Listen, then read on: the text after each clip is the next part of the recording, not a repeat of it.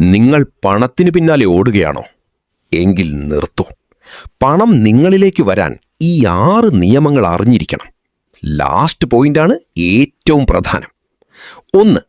ശമ്പളം കിട്ടിയാൽ ആദ്യം ബില്ലുകൾ അടയ്ക്കുന്നതിന് മുൻപ് ഒരു നിശ്ചിത തുക നിങ്ങൾക്കായി മാറ്റിവെക്കുക.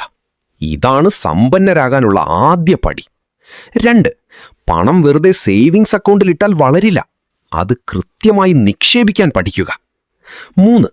പണം തിന്മയുടെ മൂലമാണ് എന്ന ചിന്താഗതി മാറ്റുക. പണത്തെ സ്നേഹിക്കുന്നവരിലേക്ക് പണം വന്നുചേരും. 4. നിങ്ങൾ ഉറങ്ങുമ്പോഴും നിങ്ങൾക്കായി പണം സമ്പാദിച്ചു തരുന്ന രീതിയിൽ നിങ്ങളുടെ ഓരോ രൂപയെയും ഇൻവെസ്റ്റ് ചെയ്യുക. 5. സമ്പന്നനായി കാണപ്പെടാനല്ല, ശരിക്കും സമ്പന്നനാകാനാണ് ശ്രമിക്കേണ്ടത്.